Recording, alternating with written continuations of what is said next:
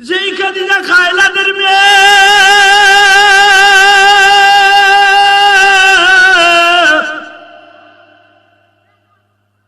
খাদিজার বাড়িতে 20 থেকে 25টা খাদ্দামা থাকতো বাবা।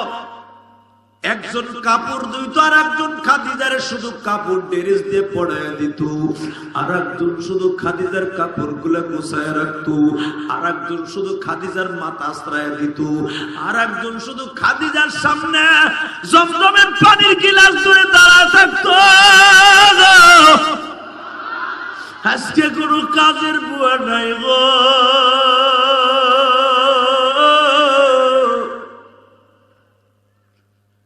40 বছরের মা আমার বৃদ্ধা মা, 25 বছর আমার বাবা নবী মুহাম্মাদের সাথে বিবাহের বন্ধনে আবদ্ধ হয়েছে।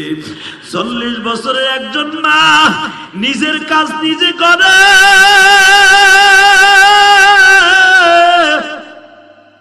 কোন কাজের বুয়া নাই গো বাজার। মা খাদিজা এত সম্পদের মালিক,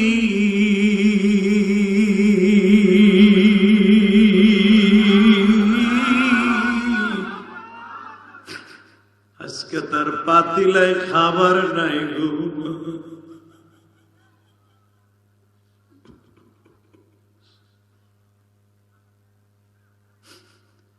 যে হাদিস খানা বর্ণনা করতেছে মা খাদিজার ইন্তেকালের মাত্র 7 দিন আগের কথা। মা খাদিজার পাতিলা দেখে নবী চাদর দিয়ে চোখ মুছে আর বলে, খাদিজা আমি তোমার বাড়ির দুম্বা চড়াইতাম রে খাদিজা।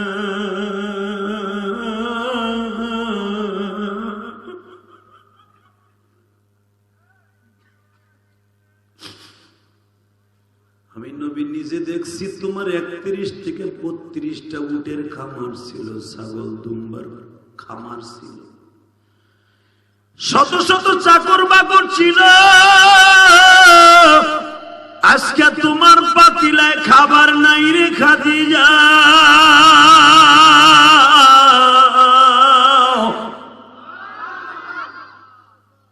খাদিজা বলে, আপনি না বলছিলেন বাল তুকতিরুনাল হায়াতাদ দুনিয়া ওয়াল আখিরাতু খায়রু।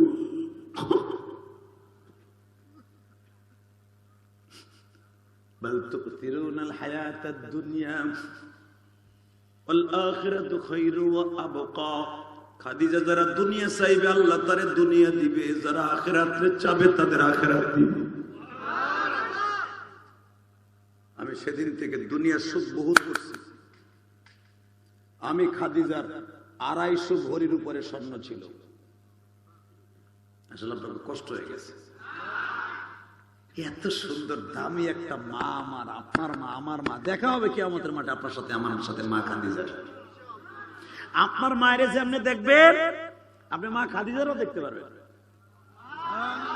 আল্লাহ যারা সুবহানাল্লাহ জোরে বলছে তাদেরকে মা খাদিজার সাথে দেখা করার সুযোগ দাও। মা খাদিজার সন্তান যেরকম বিপদে পড়লে মা এখনো পর্যন্ত আগুনে ঝাঁপ দেয়, মা খাদিজার নিজে আগুনে ঝাঁপ দিবে।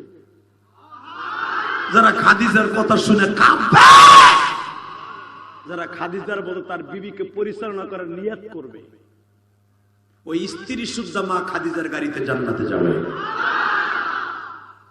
যার বউ লই আজকে ওয়াজে আসো না, এই ওয়াজটা বউরে শোনায় দিও, এক খেতার নিচে জীবনে ঘুষাঘুষি হইব না, ভালোবাসা বাড়বো ইনশাল্লাহ। বলেন ফাতেমাদের সমস্ত মহিলাদের জান্নাতের সর্দার নিয়ম নেমনে না, স্বামীর খেদমত কেমনে করতে হয় এটা মার কাছ থেকে ফাতেমা শিখছে। যেই নারী তার স্বামীরে খেদমত করবে না, ওই নারীর মেয়ে কোনদিন তার মেয়ের জামাইরে খেদমত করবে না।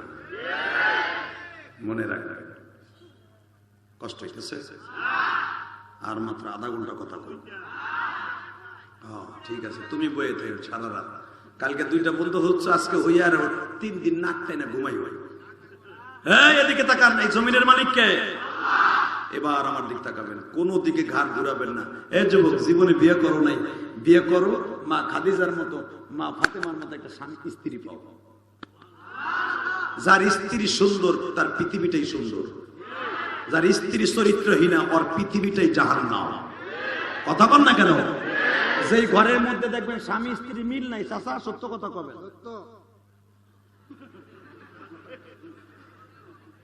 চাচা বিবাহ করছে 50 বছর উপর, হবে না বাবা? মাশাআল্লাহ। হ্যাঁ, 50 বছরের ভিতরে কতদিন চাচিরি মারছে, চাচি আজও পর্যন্ত তার বাসা ছুঁয়ে যায় নাই। কথা কর না কেন? আরে এখনের পোলাপান বিয়ে করে, চার দোকানে মন কালা করে, দোস্ত কি হয়েছে,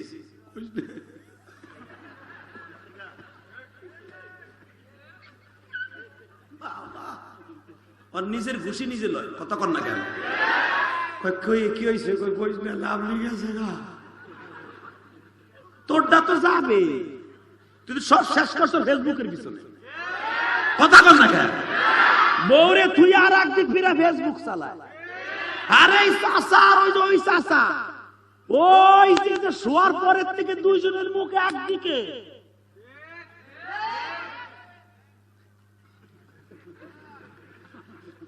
এই চাচারটা কেন যাবে? কথা কর না কেন? তুই বউ তুই আর একদিক ফেসবুক চালাস, মেসেঞ্জার চালাস, আর চাচা তো ওইগুলা চালায় না, চাচা চালায়। কেন তার বউ যাবে? আলহামদুলিল্লাহ বলতে পারো না? এইটাই হলো মা খাদিজার আমল। কষ্ট হইতেছে, আমি তারপর রস করবো ইনশাল্লাহ। বলো বল না, আল্লাহু আকবার জোরে বলো তো। মা খাদিজা এত কষ্ট করছে নবীর ঘরে থেকে, যেই খাদিজার স্বর্ণের চামচ মুখে নিয়ে আসছে, যেই খাদিজার বাবার নাম খায়রা, পুরা মক্কায় যেই খাদিজার বাবার টাকা নিয়ে সবাই বলল, ঠিক না বলি? বাবুল ভাইয়ের বাবা শুনছে এলাকার অনেক বড় শিক্ষিত মানুষ ছিলেন, তাই না? দামি মানুষ ছিলেন না? আল্লাহু আকবার, আল্লাহু আকবার। এই যে বাবুল ভাইয়ের ডাকে আপনারা আসেন পাগলের মতো সুইটা, দেখলাম একজাক তরুণ, সে যা কয় তাই শোনে।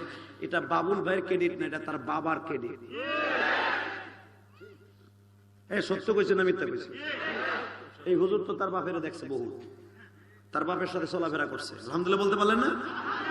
যার বাপ ভালো তার সন্তান ভালো, যার মা ভালো মাইয়া ভালো। কথা কর না কেন?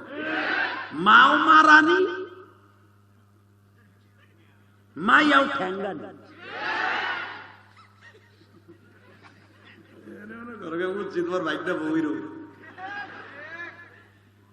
এই মুসলমানের পোলা, মনে রাখবেন মা খাদিজার থেকে মা খাদিজার আমল শিখছে মা ফাতেমা। রেডি? আজকে মা খাদিজা বলতেছে, নবীজি এটা বসেন না। নবী বইসে দেখে কি, খাদিজার কাপড়ের ভিতরে খালি তালি আর তালি। তালি বুঝেন তো? সেলাই আর সেলাই। নবী দেখে চোখে পানি ধরে রাখতে পারে। দেখবেন কিছু কিছু কাপড় আছে ভাই, সেলাই দিতে দিতে পরে সেলাই নেয় না, ওই জায়গায় সেলাই দিলে ছুটে যায়, তাই না? আর ওই জামানায় তো থ্রি পিস ছিল, কাপড়ও ছিল। মা খাদিজার থ্রি পিসটা দেখে এতবার সেলাই দিতে, জাঠুর কাজ দিয়ে সেলাই আর নিবে না, সেলাই দিয়ে ছিঁড়ে দেয়। এক জায়গায় অন্তত 10 বার সেলাই আছে। নবী তাকায়ে বলে, খাদিজা রে, আমি একজন ব্যর্থ স্বামী, আমি তোমার বাড়ি যখন তোমরা চালাইতাম রে খাদিজা, আমি নিজে জানি তোমার আগের আরো 3 জন স্বামী ছিল, তারাই মক্কা শহরের সবচাইতে বড় ধনী ছিল। তখন মক্কার নাম ছিল বাক্কা। বাবা বাজার এখন চোখের পানি ফেলাইয়া কাঁদবা। মা খাদিজাকে নবী টার্গেট করে বলে, খাদিজা রে, আগে আরো 3টা বিবাহ তোমার হয়েছে, ওই স্বামীরা তোমারে কত শত শত ভরি স্বর্ণ দিয়ে বিবাহ করছে। 3টা স্বামী ইন্তেকালের পরে বাবার ব্যবসা তুমি দেখছো,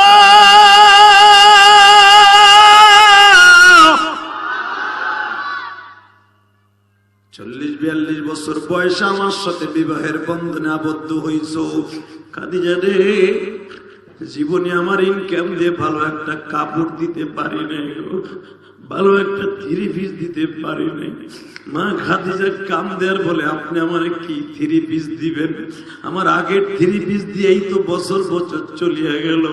খাদিজা, তোমার এই 3 পিসটা এত পরিমাণ সেলাই দিয়া গো, আমার নিজের কাছে নিজের অপরাধী মনে হইতেছে।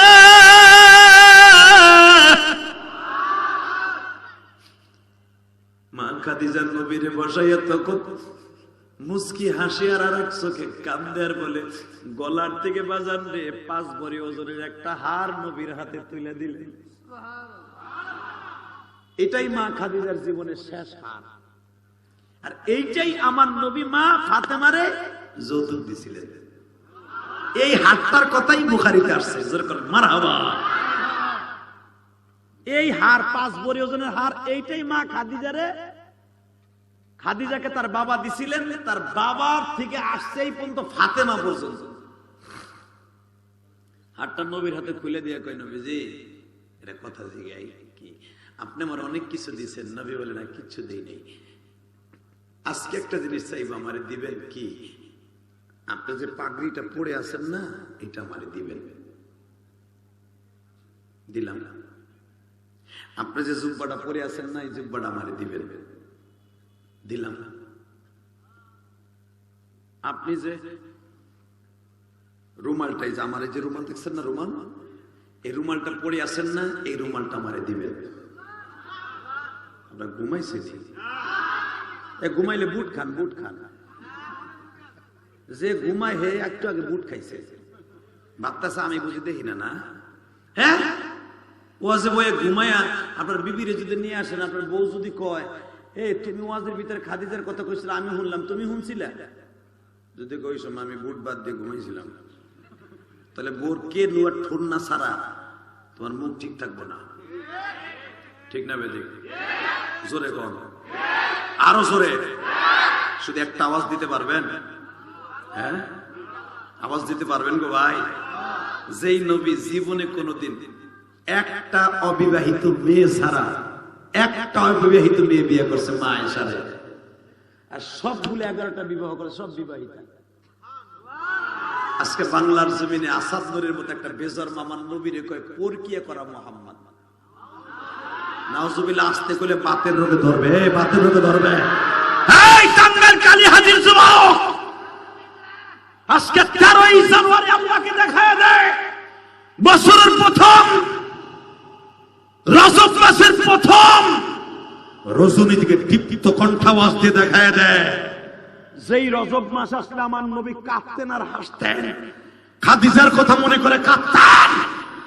আজকে মা খাদিজা যার চরিত্রের গ্যারান্টি দিয়েছে, আমার আল্লাহ যার চরিত্রের গ্যারান্টি দিয়েছে, যাকে মক্কার ডাকাত বলা হয়, বিশ্ব নবীকে সন্ত্রাসী বলা হয়, যদি কালী হাজির জমিনে কোন নাস্তিক নবীর গালি দেয়, জায়গায় পুঁতে ফেলবো, জায়গায় পুঁতে ফেলবে। কাকে রাজি আছো?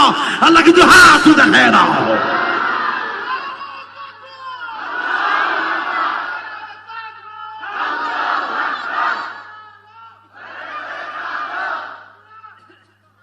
কি ব্যাপার?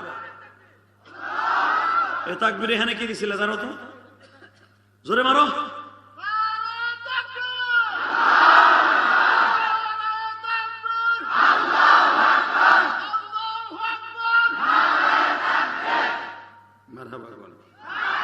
এই পর্যন্ত চালান শেষ তোমার। তাকবীর এইভাবে দিবেন, আমি শিখাই দেই, এরপরে তুমি দিবা ছোট ভাই, তোমার আমার পছন্দ হয়েছে। আল্লাহু আকবার জোরে বলেন তো।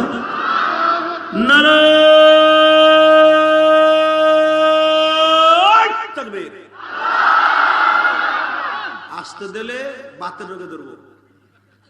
নারায়ে তাকবীর, দিন ইসলাম, দিন ইসলাম, দিন ইসলাম, দিন ইসলাম, আল কোরআনের আলো, বিশ্ব নবীর শত্রুরা, জোরে, বিশ্ব নবীর শত্রুরা, লিল্লাহে তাকবীর।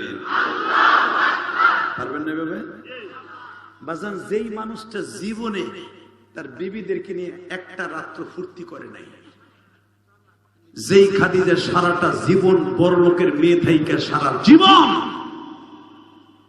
একটা 3 পিস 2 বার ইউজ করে নাই, সেই খাদিজার এক জায়গায় 10টা সেলাই কাপড়। সে বলতেছে আপনার রুমালটা আমারে দিবেন, দিলাম, পাগড়িটা দিবেন, দিলাম, কিন্তু আমি কিন্তু একবারও জিজ্ঞেস করি নাই আপনি এগুলো দিয়ে করবেন কি। মাইকের আওয়াজ বাড়াবো, আপনি করবেন কি আমি একবারও কিন্তু বলি নাই, কিন্তু লাস্টে বললাম আপনি বলেন আপনি এটা করবেন কি। বাজানরে যখন বলছে কি করবেন, আমার মা খাদিজা বলেন নবীজি আমার মনে হয় সময় নাই। সূরা বনী ইসরাইল নাযিল হওয়ার 1 নাম্বার কারণ, মারহাবা বলেন, কয় নাম্বার?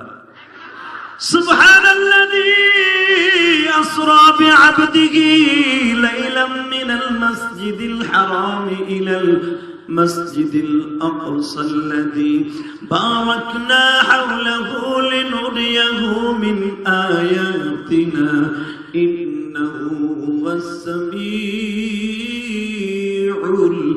বাসীর।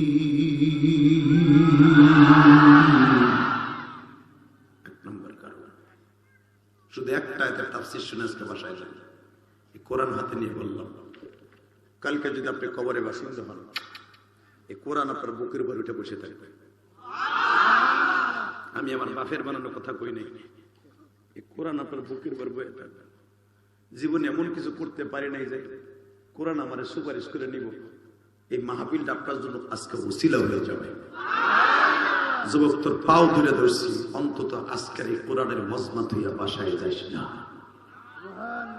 আগামী বছর হয়তো বেঁচে থাকলে মাহফিল হবে, বক্তা আসবে, নতুন বক্তা আসুক আর পুরান বক্তা আসুক, বক্তা চেঞ্জ হবে কিন্তু কোরআন কোনোদিন চেঞ্জ হবে না, হাদিস কোনোদিন চেঞ্জ হবে না, আমি যে কথাগুলো বলছি এটাও চেঞ্জ হবে না।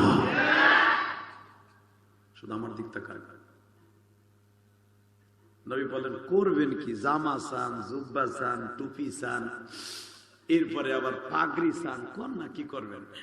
মা খাদিজা কান্দে আর বলে আমার সময় নাই, আমি হয়তো চলে যাব, কবে তা জানি না, আমার সময় ঘনায় আসছে, আমার মৃত্যুর পরে আমার এখন অন্য সাদা কাফন দিবেন না, আপনারে যা যা চাইছি এইটা দিয়ে আমার কাফন দিবেন। নবী আমার তখন আমি চোখে পানি রাখতে পারলেন না, রুমাল দিয়ে চোখ মুছে বলে খাদিজা রে আপনি আমার সাইডে চলে যাবেন।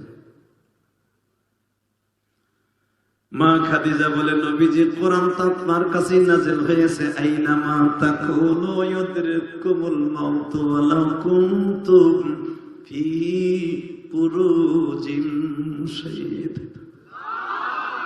মৃত্যু কখন কার আসবে, কখন আসবে কেউ তারে ধরে রাখতে পারবে না। নবী আমি চলে যাব, আমারে আপনি কিন্তু আপনার এই বডির সব জিনিস দিয়ে আমারে দাফন করবেন। নবী আর একটা কথা বলবেন, আমার বান্ধবী খালেদারে দিয়া আপনি আমারে গোসল দিবেন। মা খাদিজার 4 জন বান্ধবী ছিল, সবচেয়ে নবীর হাতে একজন কালেমা পড়ছে, নাম তার খালেদা। এ তাই তারেক জিয়ার মা খালেদা না, আর উল্টা পাল্টা বুঝেন। আমি দোস্ত ভালো করে বুঝেন, বুঝাবার জন্য বললাম। যখন বলছে আমার বান্ধবী খাদিজাতে দিয়ে আমার সুন্দর করে গোসল দিবেন, আর একটা কাজ করবেন, সেই কাজটা হলো আপনি খালেদারি দিয়ে আমার সুন্দর করে কাফনটা পড়াবেন, খালেদারি দিয়ে আমাকে সুন্দর করে আতর লাগায় দিবেন গো, আপনার মাথার টুপিটা দিয়ে আমার মাথায় টুপি বানিয়ে দিবেন। আর একটা কাজ করবেন, নবীজি আমি খাদিজা সামনে আপনার এত সুন্দর আদর দিতাম, আপনি আমার কবরে নিজের হাতে আদর দিয়ে দিবেন। খাদিজা আমি কবরে কেমনে আদর দিব? কবরের আদরটা এইভাবে দিবে, আমারে যখন আপনি নিজের হাতে কবরে শোয়াবেন, আমার মা বোনেরা দেখেন তো এইভাবে আপনার জীবনটা সুন্দর করতে পারেন কিনা মা। এ আমার যুবক ভাইরা, দেখো তোমার চোখে এক ফোঁটা পানি আসে কিনা। নবীজি আপনি যেটা দিয়ে মেসাজ করেন ওইটা দিয়ে আমার একটু গোসলের সময় মেসাজ করাই দিবে। নবী আপনি যেই বালিশটায় ঘুমান ওই বালিশ থেকে একটু তুলা বের করবে, ওই তুলা আমার নাকে কানে দিয়ে গোসল করাবেন।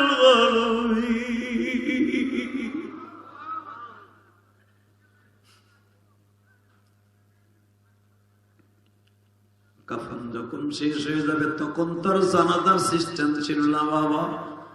আপনি আমার নিজে কোলে করিয়া আপনি আমার নিজের জান্নাতুল মুআল্লা কবরস্থানে নিয়ে যাবেন। ও বাবা, আমি গুনাহগার ইলিয়াসুর রহমান জিহাদি মা খাদিজার কবরটা জীবনে বহুতবার জিয়ারত করছি। 2004 সালে জীবনের প্রথম যখন মা খাদিজার কবরের কাছে যাই, এই যে হলো হুজুরের চাচা আবু তালেবের কবর, ওই যে হুজুরের দাদা আব্দুল মুত্তালিবের কবর, ওই যে হুজুরের দাদি ফাতেমার কবর, ওই যে হুজুরের মেয়ে জায়নাবের কবর। শুধু আমার দিকে তাকাবেন, মা খাদিজার কবরের দুই পাশে দুইটা কবর আছে বাবা। একটা কবর হলো হুজুরের বড় ছেলের কবর, আর একটা কবর হলো ছোট ছেলের কবর। বাবা যান, দুইটা ছেলের মাঝখানে ঘুমিয়েছে মা খাদিজা। কারণ নবীর ছেলে দুইটা বাঁচে নাই, যেই ছেলে দুইটা মা খাদিজার গর্ভ থেকে জন্ম নিয়েছে। এ টাঙ্গাইল কালীহাতির যুবক ভাইরা রে, সূরা বনী ইসরাঈল নাযিল হওয়ার 1 নাম্বার কারণ পকেটে করে নিয়ে যাও। কেন আমার নবী এই সূরাটা নাযিল হলে সবচেয়ে বেশি আনন্দ হয়েছিলেন? মা খাদিজা নবীকে বললেন আমার কবরে শোয়াবেন আমার দুইটা ছেলের মাঝখানে। তাহলে বোঝা গেল মা মৃত্যুর পরে সন্তানকে ভালোবাসতে চায়, ঠিক না বেটি? যেই মা মৃত্যুর পরেও সন্তানকে ভালোবাসে, আমার আগের বক্তা ওয়াজ করে গেছে মা লয়া রে। মা খাদিজা বললেন আমার দুইজনের কবরের মাঝখানে, দুইটা কবরের মাঝখানে কবর দিবেন। মনে আছে? হ্যাঁ বাজান, এবার আমার দিকে তাকান।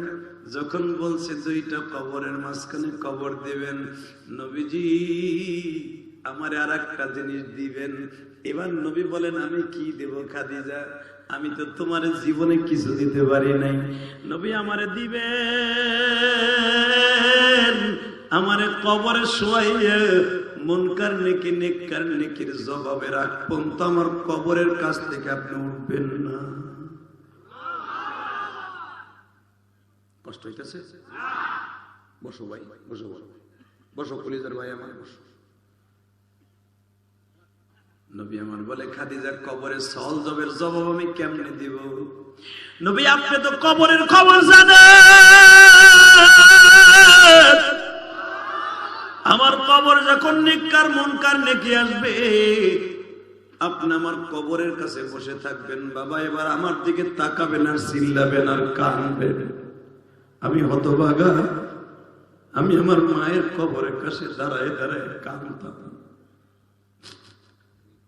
আমার মা ইন্তেকালের পরে আমি একদিন বেহুশ ছিলাম রে ভাই, কেন আমি আমার মাকে আমার জানের চাইতে বেশি ভালোবাসতাম।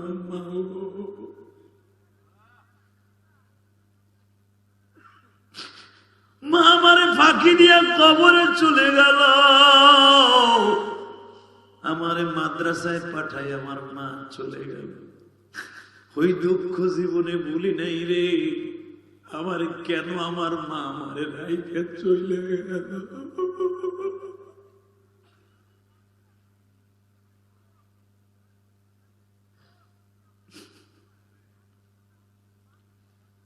আমার নবী খাদিজার কবরে রাখলেন। এবার আওয়াজ দিয়েন। নবী আমার খাদিজার কবরের পাশে বসে আছে। বাবা জান্নাতুল মুআল্লা কবরস্থানে এখনো পর্যন্ত কেন হাজীদের কাছে দামি জানেননি? এই কবরে আমার নবী প্রতিদিন খাদিজার কবরের পাশে যাইতেন। জোরে জোরে জোরে জোরে জোরে জোরে। এই কবরস্থানে মা হাজেরার কবর, ইসমাইল নবীর কবর। নবী মা খাদিজার কবরের পাশে বসে আছে। মুনকার নেকি নিকার নেকি আসছে। এখন কানবেন বাবা, আমি জানি না কার মা নাই গো, কার বাবা নাই আমি জানি না। তোমার চোখের পানি পড়লেই তোমার মায়ের কবরে যাব আজকে মাফ হয়ে যাবে। যুবক ভাই, ও বাবুল ভাই, বাবের জায়গায় আজকে ঈদগার মাঠ করছো, ভাইরা মিলিয়া মাদ্রাসা মসজিদ করছো, জনগণের সাথে নিয়া শুধু বাবা মায়ের জন্য কান্নার জন্য রেডি হয়ে যাও। নবী আমার যখন খাদিজার কবরের পাশে বসাও, মুনকার নেকি নিকার নেকি ঢুকছে। বাজান আমার নবী আঁটুতে ভর দিয়ে খাদিজার জন্য কাঁদে।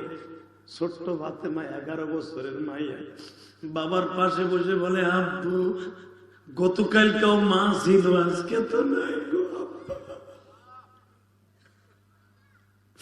আমার নবী বলে, ফাতেমা রে মা, তুমি কবরস্থানের বাহিরে যাও, আমি তোমার মায়ের সাথে একটা ওয়াদা আছে, ওয়াদাটা কমপ্লিট করিয়া লই।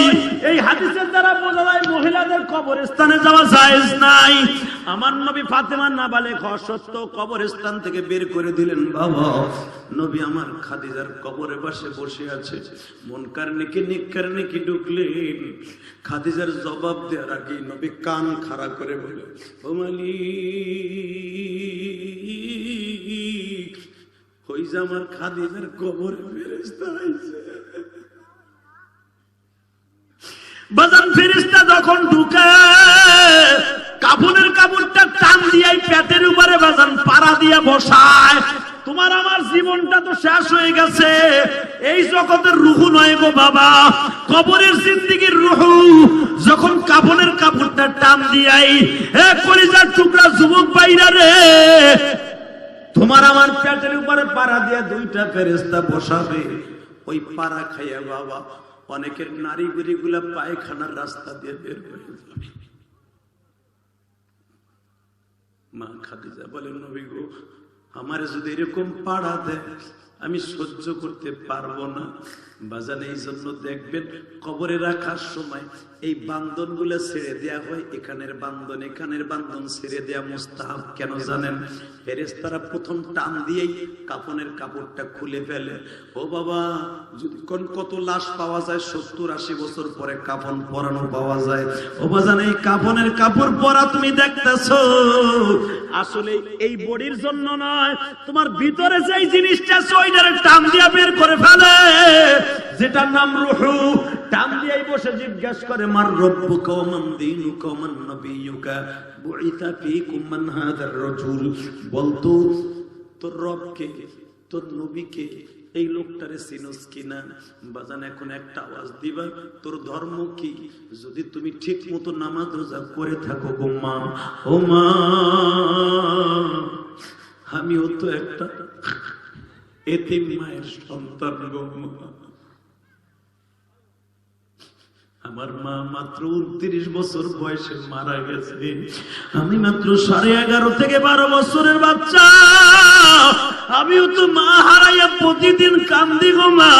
মহিলা প্যান্ডেলে তুমিও কান্দা গো মা। যেই ঘরে তুমি একদিন স্বামীর ঘরে রঙিন শাড়ি পরে ঢুকছিলা মা, তোমার স্বামীর হাতে তোমার বাবা তুলে দিয়া বলছিল, বাবা আমার মেয়েটা ভালো কাজ জানে না, আমার মেয়েটারে দেখে রাখো। সেই বাবা আজকে কবরে ঘুমাই রয়েছে মা। তুমি স্বামীর ঘরে এখনো আছো মা। ওই বাবার জন্য একটু চোখের পানি ফেলায় কাঁদো গো মা। বাবার হক কোনোদিন আদায় করতে পারবা না। শুধু আমার দিকে তাকায় যুবক এখন চিল্লাবার কাঁদবা। নবী আমার বলে, আল্লাহ ওই যে আমার খাদিজার ফেরেশতারা বসাইছে। আমার আল্লাহ বলে, ফেরেশতারা রে,